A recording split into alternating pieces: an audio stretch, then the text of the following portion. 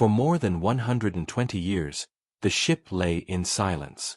It rested deep under cold water where sunlight could not reach. Above it, waves moved every day. Storms raged and passed. Fish drifted through the dark. Time did what time always does. It turned big stories into small rumors. Long ago, the ship had a proud name. People called it the Silver Dawn. It was built in an age when steel ships were new and exciting. The Silver Dawn was large, strong, and fast for its time. It carried cargo, mail, and a few passengers on special routes. Newspapers once called it a sea miracle, a ship that could cut through rough water like a knife. Then it disappeared. One day it sailed out, and it never came back. No one received a clear distress message. No one found floating wreckage. A search was made, but the ocean was wide and the technology was limited. After some months, the world slowly moved on. Families stopped waiting at the docks. The story became a mystery told in quiet voices. Some said the ship hit an iceberg. Some said a storm swallowed it whole. Others claimed the crew saw something strange and turned off course. Over time, those stories sounded more like legends than facts. Until the day a screen lit up with an impossible shape. A research vessel named Blue Horizon cut across the sea on a calm morning. It was not a fancy ship, but it was packed with modern equipment. On board were engineers, ocean scientists, and historians. They were mapping the seafloor for a project that had nothing to do with old shipwrecks. That changed fast. Daniel, a historian with tired eyes and careful hands, watched the sonar display in the control room. He had spent most of his life studying lost ships, but he had learned not to hope too much. The ocean held thousands of wrecks. Most were broken or buried, and many could never be identified. Still, Daniel never stopped looking. The sonar lines moved across the screen, painting a picture of the deep floor. Most of the time it showed rocks, ridges, and empty stretches. Then a clean, straight shadow appeared. Daniel sat up. It was long, shaped like a body, and too smooth to be a natural formation. He leaned closer, his heart beating harder than he wanted to admit. "Mark," Daniel called. Mark, the lead engineer, stepped over with a cup of coffee in his hand. He followed Daniel's gaze and set the cup down slowly. The shape on the screen looked like the outline of a ship. Not a small one. A large one. Mark frowned. "That can't be a rock." "It's not," Daniel said. His voice was quiet, but his eyes were sharp. "Look at the angle. The symmetry." Mark tapped a few keys and zoomed in. More detail appeared. A long hull. A sharp bow. Even the suggestion of a deck line. The room fell silent. People turned from their workstations to look. One of the technicians whispered, "Are we seeing what I think we're seeing?" Daniel did not answer right away. He did not want to speak the name until he was sure. But something in his chest already knew. They ran the scan again. They checked the coordinates. They adjusted the angle. The image stayed the same. It was real.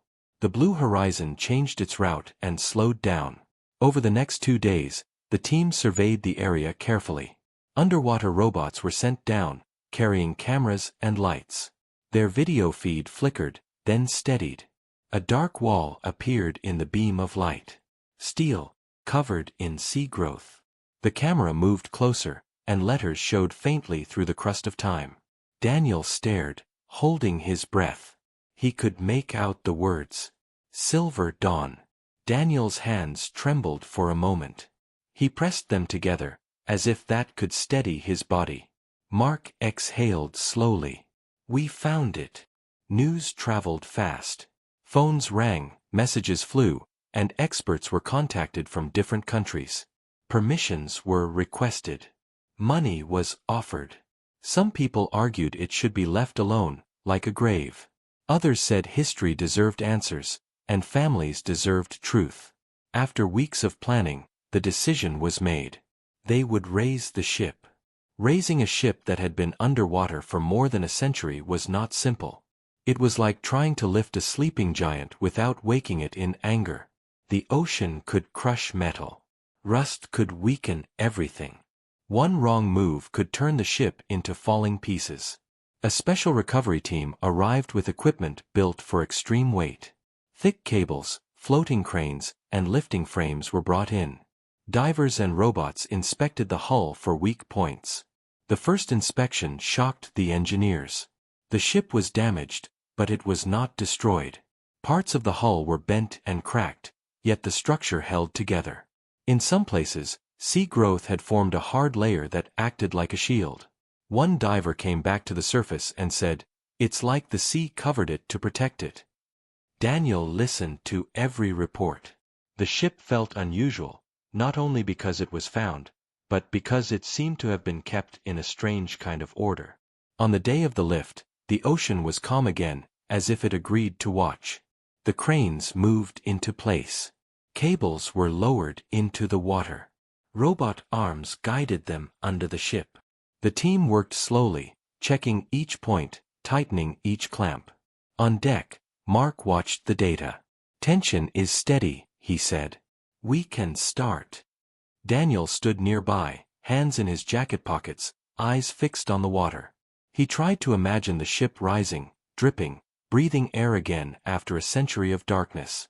"Begin lift," Mark ordered. The cranes started to pull. At first, nothing happened. Then the cables tightened with a deep vibration. The water above the wreck began to swirl. Sediment rose from the seafloor like a dark cloud. Down below, the ship shifted. A long groan traveled through the cables and up into the air. It was not a loud sound, but it was heavy, like an old door opening in a quiet house. Then the Silver Dawn moved. Just a few inches, then more. The crew on deck stayed focused. No cheering. No loud talk. Every eye watched the gauges. Every hand waited for the next warning. Slowly, carefully, the ship broke free from the ocean floor. Hour by hour, it rose. Finally, a dark shape appeared just under the surface. A wave rolled over it, then slid away. Steel flashed in the sunlight, wet and worn. People stared as if they were seeing a ghost. The Silver Dawn surfaced for the first time in 120 years. Water poured from broken seams. Sea plants clung to railings. Rust stained the sides like old tears. But it was there, whole enough to be recognized. Mark let out a breath he had been holding. "We did it." A few people cried. Some hugged. Others just stood still, stunned by the sight. Daniel did not celebrate yet. His eyes stayed serious. Because raising the ship was only the beginning. The ship was towed to a secure dock where experts could study it. Lights were set up. Safety teams checked for dangers. The air smelled like salt and old metal. Engineers opened the first access points. They expected the inside to be collapsed. They expected broken furniture and scattered cargo. They expected chaos. But what they found was something else. In one section, crates were stacked in neat rows. A work table stood bolted to the floor. Tools lay in place, as if someone had set them down and planned to return. Mark stepped inside and looked around. "This is not normal." Daniel nodded. "No," he said softly. "It's not." Most shipwrecks told a story of struggle. This one looked like a story paused. At the center of the ship, the team found a reinforced door unlike the others. It was thicker, with a heavy locking wheel. It did not appear broken. It did not appear forced. It was closed. Sealed. Mark ran his fingers along the edge. "How is this still locked?" A technician checked the readings and frowned. "The pressure inside is stable." Daniel's stomach tightened. Stable pressure meant the chamber had not flooded completely. It meant something inside had remained protected. It meant time had not touched it the same way it touched the rest of the ship. People gathered around the door, speaking in low voices. "What's in there?" someone asked. Daniel looked at the metal, then at the people. "No one knows," he said. But I don't think it's just cargo. Tools were brought out to open the lock carefully. The team prepared cameras and lights. Everyone felt the same mix of excitement and fear. Because if the ship had been waiting to speak, this door was its mouth. And when it finally opened, the world would hear what the ocean had been hiding for 120 years. The dock stayed quiet that night, even though dozens of people were working. Bright lights pointed at the wet steel walls of the Silver Dawn. The ship looked tired, like an old giant pulled from a deep sleep. Water still dripped from cracks. The air smelled like salt, rust, and something else that no one could name. Daniel stood near the sealed door at the center of the ship. He watched the engineers prepare their tools. Mark checked the safety list again and again. Everyone moved carefully, like they were inside a museum where one wrong step could destroy history. The reinforced door was different from everything else they had opened so far. It was thicker. The locking wheel was heavy. The edges were lined with a dark rubber seal that had somehow survived.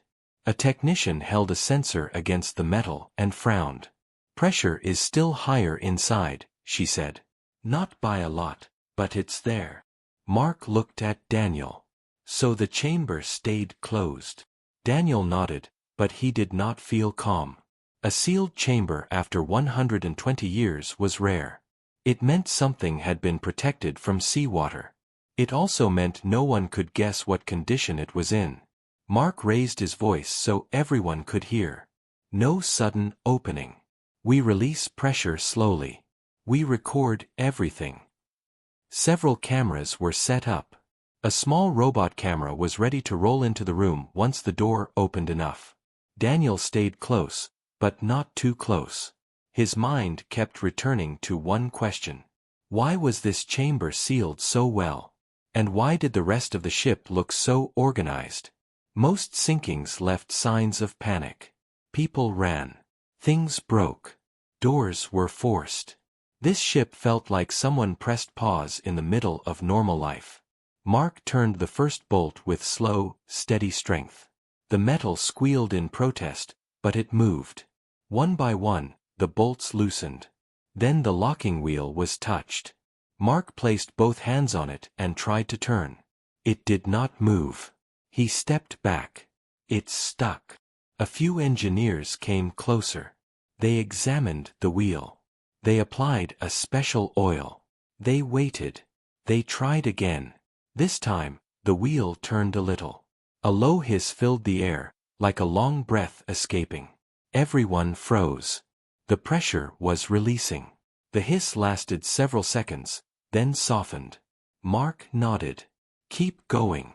The wheel turned again, and the heavy door shifted slightly. The seal cracked open by a hairline gap. Cold air slipped out. It carried a strange smell, not rotten, not sharp, but old and dry, like paper kept in a closed box for too long. Daniel's eyes widened. Dry air meant the room was not fully flooded. Mark opened the door only a little more. The robot camera rolled forward and slipped through the gap. The screen lit up with a view inside. And everyone went silent. The room was not filled with mud and seaweed. It was not destroyed. It looked almost clean. The camera light moved across the floor. Wooden boards were dark but intact. Metal shelves stood against the walls. A small desk sat in the corner. Papers were stacked on it, held down by a brass weight. Papers should not survive underwater for a century. But these were there. The camera tilted toward the center of the room. There were 3 large crates. They were sealed with thick straps and stamped with a faded symbol. Mark leaned toward the screen. "That's an old government mark." Daniel's throat tightened. "That shouldn't be here." A historian on the team, Lena, stepped closer. The Silver Dawn was a cargo ship. It carried mail and goods. It was not supposed to carry sealed government crates. Daniel looked at her. "Unless something changed before it sailed." Mark ordered the door to be opened wider, still slow, still careful. The pressure equalized fully. Then the door finally swung open with a long creak. The team did not rush inside. They checked for unsafe air. They confirmed stability. Then Daniel stepped in, followed by Mark and Lena. The chamber felt cooler than the rest of the ship. The air was dry, as if the room had been sleeping in a sealed bubble. Daniel walked to the desk first. The papers were real. They were brittle, but readable. One sheet lay on top, and the handwriting was neat, as if written by someone who cared about being understood. Daniel read the first line out loud. Captain's private log. Mark's eyebrows lifted. Private log on a cargo ship. Daniel swallowed. This is not normal. He carefully turned the page. The writing spoke of the final voyage. The captain wrote about extra cargo loaded in secret. He wrote about being told to keep the ship silent and take an unusual route. He wrote about men on board who were not part of the crew. Lena's voice was small. Smugglers. Daniel shook his head. Not smugglers. The language is official. This sounds like an operation. Mark pointed to another line. Read that part. Daniel read again, slower. Do not open the sealed crates unless instructed. Do not allow passengers near the central chamber. Trust no one but the assigned agent. Assigned agent. Everyone looked at each other. Mark moved to the crates and examined the straps. These were meant to stay shut. Daniel studied the faded symbol again. It looked like a stamp used by government shipping departments in the early 1900s. Lena's eyes narrowed. If this is real, it means the ship was carrying something important. Something they did not want the public to know. Mark looked at Daniel. We need to open a crate. Daniel hesitated. We should document everything first. We are, Mark said, pointing at the cameras. But the longer we wait, the more this material could break. Daniel nodded slowly. He did not like it, but he understood. Mark chose the smallest crate. He did not break it.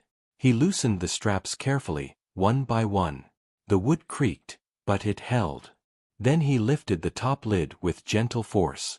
Inside was not gold. Not jewels. Not weapons. It was something far stranger. The crate was filled with thick glass jars. Each jar was sealed with wax. Inside the jars were rolls of paper, wrapped tightly and protected by a dark coating. Daniel stared. They preserved documents. Lena stepped forward. But why hide documents inside a ship? Mark lifted one jar and held it up to the light. The wax seal had a mark pressed into it. The same government symbol, but clearer. Daniel's mind raced. These were meant to survive. Mark set the jar down gently and opened another. This one held a small metal box. Mark opened it slowly. Inside were photographs. Old black and white photos, still clear. Daniel picked one up. It showed a group of men standing near a harbor. Behind them was the silver dawn, brand new, shining under the sun. The men were not smiling. They looked serious. One man held a folder under his arm like it was the most important thing in the world. Lena looked at the photo and whispered, they knew something was coming. Daniel flipped the photo over. A date was written there. And below the date, 3 words that made the room feel even colder. Deliver to Station 9. Mark frowned. Station 9, that place doesn't exist. Daniel's voice came out quiet. Not officially. The team went still again. Because in the world of secret history, the most dangerous places were the ones that did not exist on maps. Daniel placed the photo back with shaking hands. He looked around the chamber again, and for the first time he noticed a small metal hatch in the floor, hidden under a rug that had rotted into a thin mat. He pointed at it. What's that? Mark moved the mat aside. The hatch was locked. And unlike the door they opened, this lock looked newer, stronger, almost untouched by time. Mark stared at it, then at Daniel. This ship has another secret. Daniel felt his stomach tighten again.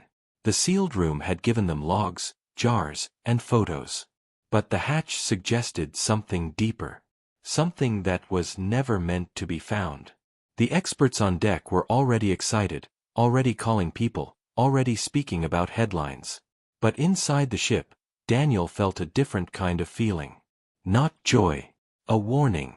Because whatever was below that hatch was not just history. It was the reason the ship vanished. And if it survived 120 years underwater, it might still be powerful enough to shake the world again. The sealed chamber felt smaller now. Daniel stood over the metal hatch, staring at it like it might stare back. The hatch was square, heavy, and fitted perfectly into the floor.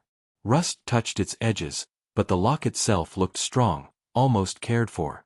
It was not the kind of lock used for normal storage. Mark crouched beside it and ran a scanner over the surface. This was installed later than the rest of the ship, he said. Different metal. Different design. Lena crossed her arms. So the ship was changed before it sailed. Daniel nodded slowly. Yes. And whoever changed it did not want anyone curious. The room stayed quiet as the meaning settled in. The Silver Dawn was not just a ship that sank by accident. It had been prepared for secrecy. Someone planned for parts of it to survive water, time, and chance. Mark stood up. Before we open this, we need to inform the main team. Daniel agreed. And we need to document every step. They left the chamber carefully and met with the senior experts on deck. Screens showed live footage of the sealed room, the crates, the documents, and now the hatch. Voices filled the air. Some spoke with excitement. Some with worry. A senior official named Robert joined by video call from the mainland. He listened carefully as Daniel explained everything. When Daniel finished, Robert stayed silent for a moment. That ship disappeared during a tense time in history, Robert said. If those documents are real, they could involve early intelligence work. Mark asked, "Do we have permission to open the hatch?" Robert took a breath. Yes. But slowly. And record everything. The team returned to the chamber. Daniel felt his heart beat faster as Mark knelt again by the hatch. The cameras were set. Air sensors were checked. Safety lines were placed. Mark tested the lock. It did not move. "This one won't open easily," he said. He tried special tools. The lock resisted. It felt stubborn, almost proud. Daniel watched closely. Something about the hatch made him uneasy. The room already held enough secrets to fill books, yet this felt different. Like the ship was asking one last question before giving its final answer. After several careful attempts, the lock finally gave a small click. Everyone froze.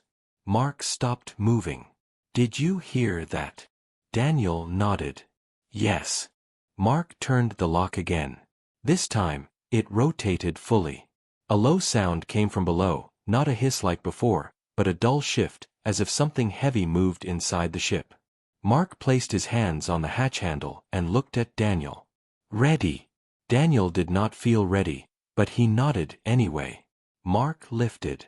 The hatch opened upward, revealing a narrow metal ladder leading down into darkness. Cool air rose from below.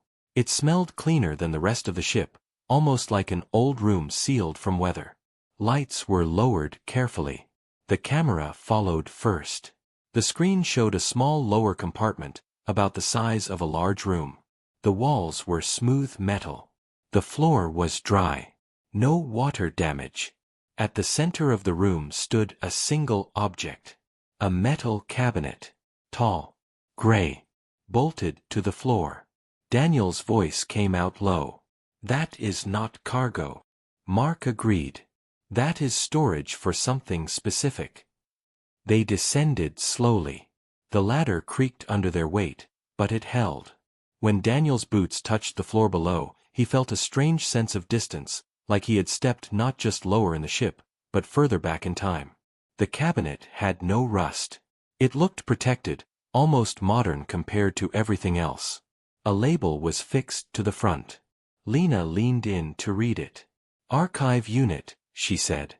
"Restricted access." Daniel felt his mouth go dry. An archive hidden inside a ship. Mark examined the locking system. This lock is mechanical.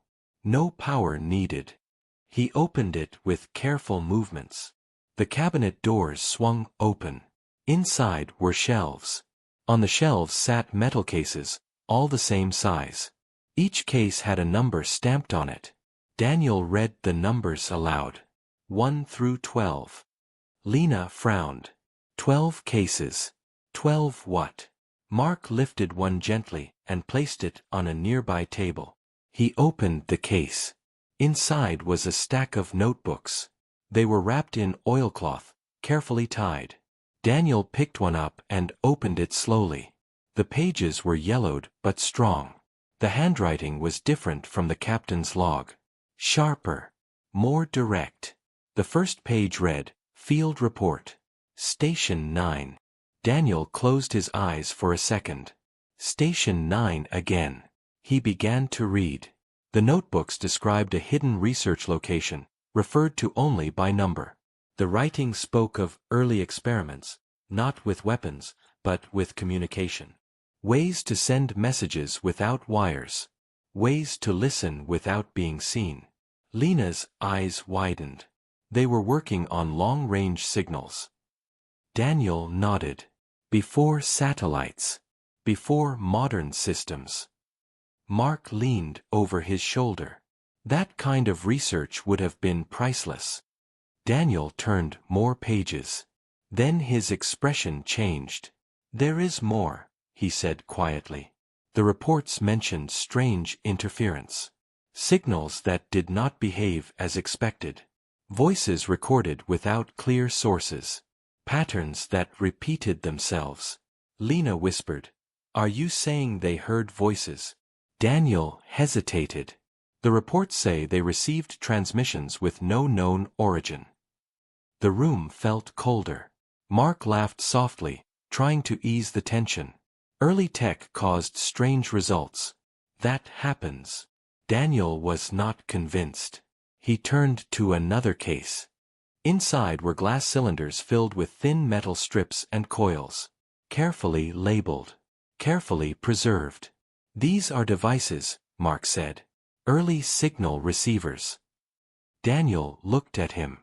Or something else. They opened another case. This one held maps. Not normal sea maps. These maps showed empty areas marked with symbols. Points connected by lines. A pattern that repeated across the pages. Lena studied them closely.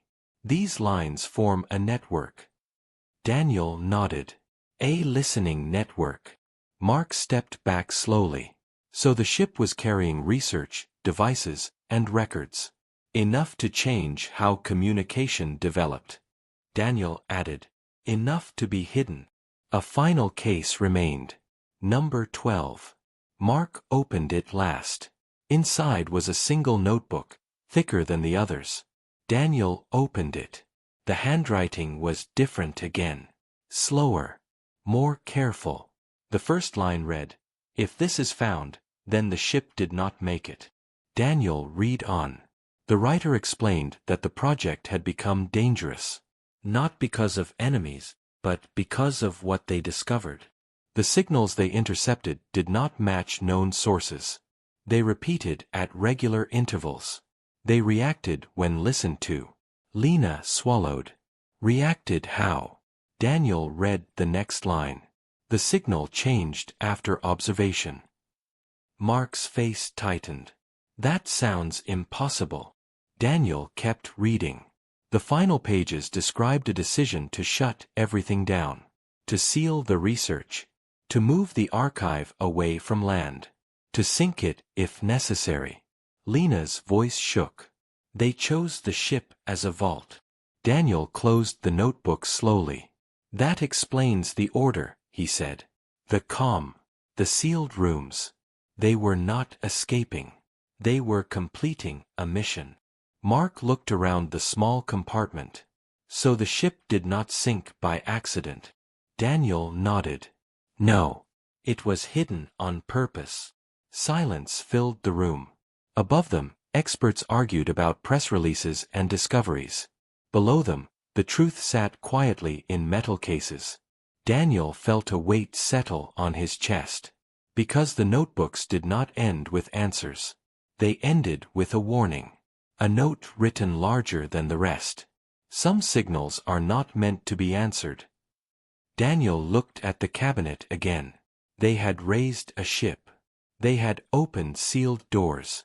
But they had not yet decided what to do with what they found. And that choice would matter more than anyone above deck understood. Morning came with gray clouds and restless wind. The silver dawn sat at the dock like a giant question mark. News had already leaked. Even though the team tried to keep details private, people noticed the flood of security and the strange new equipment arriving through the night. Reporters gathered outside the restricted zone. Cameras pointed toward the ship. Drones hovered until they were warned away. Online posts appeared with blurry photos and wild guesses. Inside the secure tent near the dock, Daniel, Mark, and Lena faced the main group of experts. The table was filled with copied pages, sealed evidence bags, and high-resolution photos of the jars, maps, and notebooks.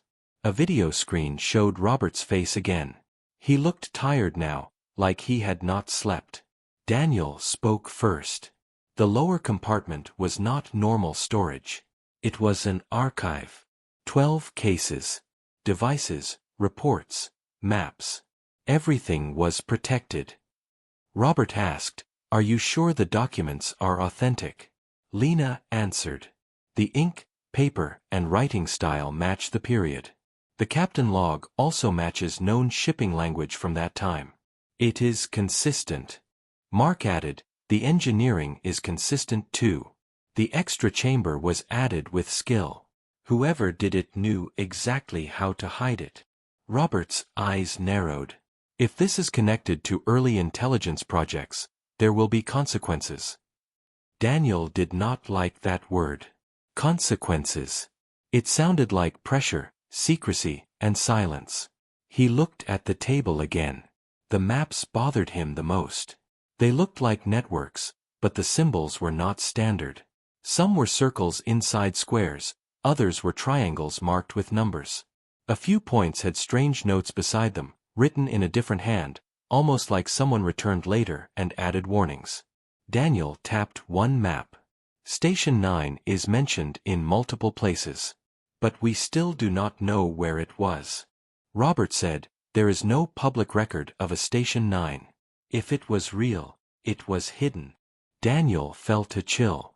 Hidden places rarely stayed hidden by accident. They stayed hidden because people wanted them forgotten. Mark leaned forward.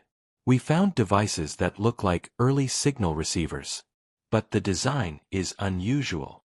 Lena asked, "Unusual how?" Mark pointed at a photo of a metal coil device. The coil pattern is different. It resembles designs that became common decades later. It is like someone was ahead of their time. Robert's voice sharpened. Or someone copied designs from somewhere else. The tent fell silent. Daniel did not want to chase strange ideas. He liked facts, paper, dates, proof. But something about the notebooks made him uneasy, especially the line about signals changing when observed. Daniel opened the thick final notebook again and read the last page carefully. There was a small paragraph written in a different ink, as if added at the end in a rush. Mark noticed Daniel's focus. "What is it?" Daniel pointed. "This was added later. The ink is darker. The hand is different." Lena leaned closer. "Read it." Daniel read slowly. "If the ship reaches the dock, do not power the receiver again. The message will return." Mark frowned. "Power the receiver." Lena turned to Mark. "Did you test the device?" Mark hesitated. "We did a basic scan only. No full power. It could be fragile." Daniel looked toward the locked evidence case holding the receiver pieces. "We need to understand what they meant by message." Robert's voice came through the screen. "I am ordering caution. Do not activate anything until we have a proper plan. Mark spread his hands. Understood. But curiosity is not going away. Everyone wants to know what is on those devices. Daniel knew Mark was right. Even if they followed orders, someone would try sooner or later. There were too many people involved now. Too many eyes. Too much pressure. That afternoon, a new team arrived with specialized equipment. They brought a sealed lab container that could be placed near the ship. Inside it were clean tables, controlled air, and secure recording systems. If they were going to test anything, it would happen there. Daniel stood outside the container as Mark and the technicians prepared the receiver device. Lena joined Daniel, her arms folded tight as if she were trying to hold her thoughts in place. "You think we should not do this," Lena said. Daniel answered honestly. "I think the ship already warned us." Lena looked at him. "Warnings are not always correct." Daniel nodded. "True. But they are often written because something already happened once." Inside the container, Mark's voice came through the intercom. "We are not fully powering it. We are using the lowest safe level. Recording begins now." Daniel watched through the glass. The device sat on the table like a strange metal flower, coils and thin strips arranged in patterns that did not match old manuals. Wires ran from it to modern monitors. A technician adjusted settings. A soft hum filled the container. Nothing happened. Mark spoke calmly. "Signal noise is normal. No spikes." The hum continued. Then one monitor flashed. A line appeared, clean and sharp. Daniel leaned forward.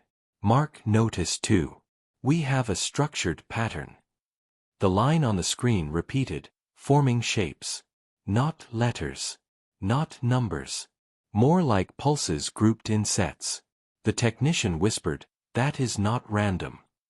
Lena pressed her hand to the glass. "It is like code." Mark's eyes widened. "It is code." The pattern repeated again, but this time it changed slightly. The monitor showed variation, as if something adjusted. Daniel felt his throat tighten. The notebook line came back to him. The signal changed after observation. Mark spoke into the intercom, voice steady but lower. The output just shifted. A second monitor lit up with sound analysis. It translated the pulses into tones, not human speech, but a rhythm that could be measured. The tones formed a short sequence, then stopped. Silence. Then the tones returned. Different now. The technician swallowed. "It is responding." Mark shook his head. "No. It cannot respond. This is just an old receiver." Daniel did not speak. He watched the screen and noticed something small but terrifying. The pattern was aligning into something that looked like a grid. A grid that matched one of the maps. Daniel's voice came out thin. "Mark, compare the pattern to the map." Mark froze.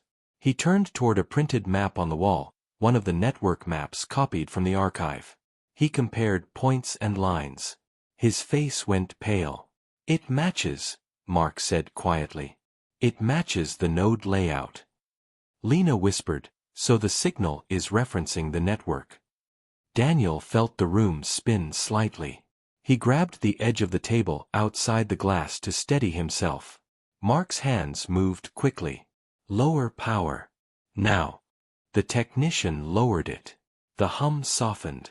But the monitor still showed the pattern, like it did not want to leave. Then a final burst of pulses came through, strong enough to make the speakers crackle. The container lights flickered once. And the pattern on the screen formed something new. Not code. Not a grid. A clear sequence that the computer translated into letters based on the spacing. The system did not know if it was correct, but it did its best. 3 words appeared on the monitor. "Station 9 listening." Lena stepped back as if the words were hot.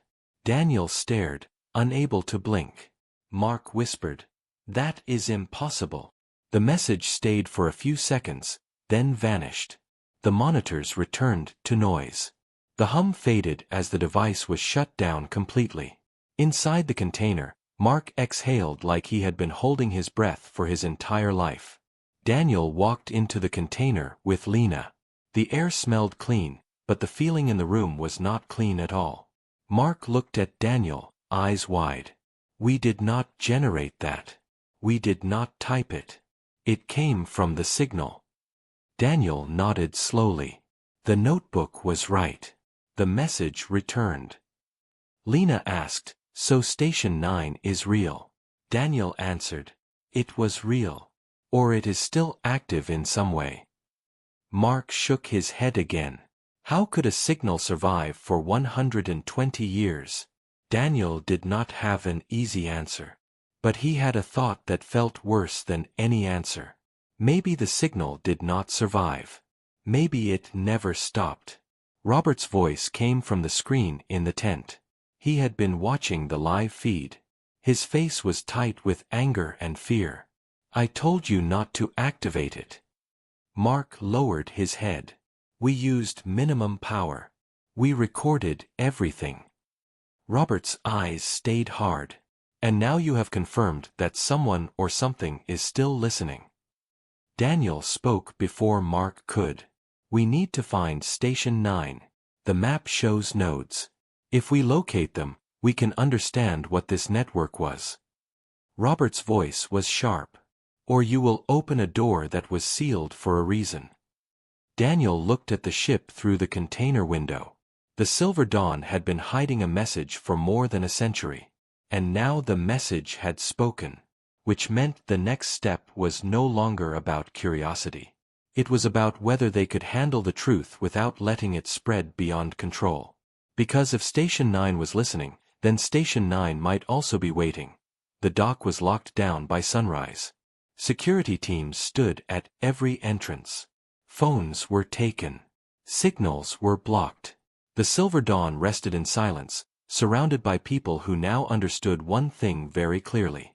This discovery was no longer just history. Daniel stood alone on the deck of the ship, looking out at the gray water. The words from the monitor repeated in his mind. "Station 9 listening." It did not sound like a message from the past. It sounded like a statement from the present. Mark joined him, his face tired. "They want to shut this down," he said quietly. Daniel nodded. "I know." Inside the command tent, Robert and several officials were already arguing. Some wanted everything sealed and classified. Others wanted the findings shared with a small group of international experts.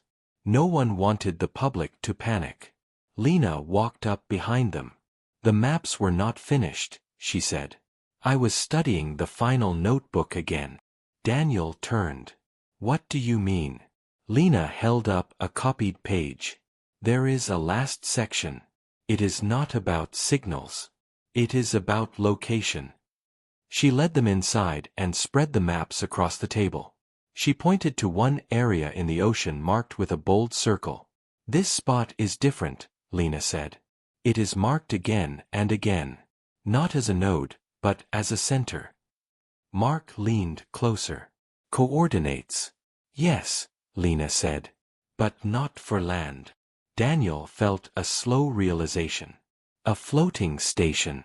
Lena nodded. "Or an underwater one." The room went quiet. Robert spoke from the screen. "Are you suggesting Station 9 was never on land?" Daniel answered. "It would explain why no records exist. And why the ship carried the archive. The ship was not just transport. It was part of the system." Mark added, "A moving vault. A backup." Lena pointed to another note. "The writer mentions a final choice. He writes that if contact continued, the station would be isolated permanently." Daniel read the line himself. "Cut the anchor. Let the ocean decide." Mark looked up sharply. "They sank it on purpose." Daniel nodded. "Yes. To stop the signal from spreading." Robert's voice hardened. "Then you have already undone their choice by raising the ship." Daniel felt the weight of that truth settle on him. They had pulled the Silver Dawn back into the world, along with everything it tried to bury. Lena spoke carefully. There is more. The notebook ends with instructions. She turned the page. Daniel read aloud. If the receiver wakes again, do not answer. Silence is the lock. Mark ran a hand through his hair. We already broke that rule. The room felt heavy. Outside, the sea moved calmly, unaware of the debate happening above it. Daniel took a deep breath. We need to decide what to do next. There are 3 options. Robert listened. Daniel raised one finger. We seal everything. Sink the ship again. Hide the truth. He raised a second finger. We share the discovery with a limited group and try to understand the signal without activating it. He raised a third finger. Or we follow the map and look for Station 9. Mark did not hesitate. If it is still active, ignoring it will not make it go away. Lena nodded. The signal responded. That means something is still functioning. Robert's face was tense. Or something is waiting for a reply. Daniel said, the notebooks do not say the signal was harmful. They say it was unknown. Robert replied, unknown things cause fear. Fear causes mistakes. Daniel looked straight at the screen. Fear also causes silence. And silence is how mistakes repeat. Robert did not answer right away. Hours passed as data was reviewed again and again. The signal logs were studied. The patterns were compared to modern systems. Nothing matched. The technology was too early, yet too advanced. Finally, Robert spoke. We cannot sink the ship again. The world already knows it was raised. Too many eyes are watching. Mark nodded. And if Station 9 is still listening, hiding will not stop it. Robert sighed. Then we do this carefully. We investigate the location marked on the map. No activation. No transmission. Daniel felt a small release in his chest. Agreed. A research submarine was prepared within days. It carried cameras, sensors, and no transmitters capable of sending strong signals. The goal was observation only. Daniel, Mark, and Lena watched the live feed from the control room as the submarine descended. The ocean grew darker. Pressure increased. The map coordinates guided the path. Then something appeared. A shape, faint at first. Not natural.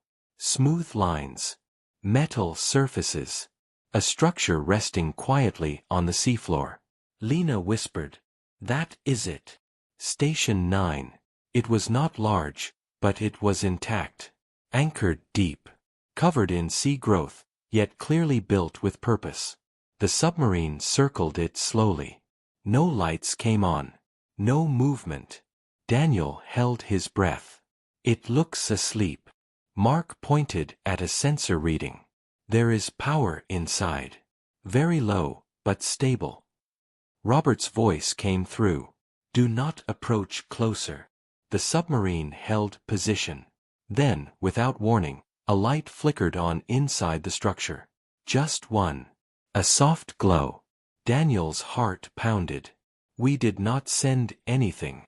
Mark confirmed. No transmission. The light stayed on for several seconds, then went dark again. Lena whispered, "It knows it was found." Daniel remembered the warning. Some signals are not meant to be answered. He spoke firmly. Pull back. The submarine retreated slowly. No other lights appeared. No signals followed. When the feed ended, the room stayed silent. Robert finally spoke. We will mark the location. No further contact. This will remain classified. Daniel nodded, but he did not feel satisfied. He felt responsible. Days later, the Silver Dawn was sealed again, this time as a protected historical site. The archive was stored under strict control. Public reports spoke of rare documents and early communication research, nothing more. The message was never mentioned. Life moved on. But Daniel often returned to the dock alone. He would stand near the ship and listen to the water. He understood now why the ocean had kept the Silver Dawn for so long. Not to hide the past, but to delay the future. Because some discoveries do not arrive when they are found. They arrive when the world is ready. And deep under the sea, Station 9 waited in silence, still listening, still holding its secret, trusting the ocean to decide how long that silence would last.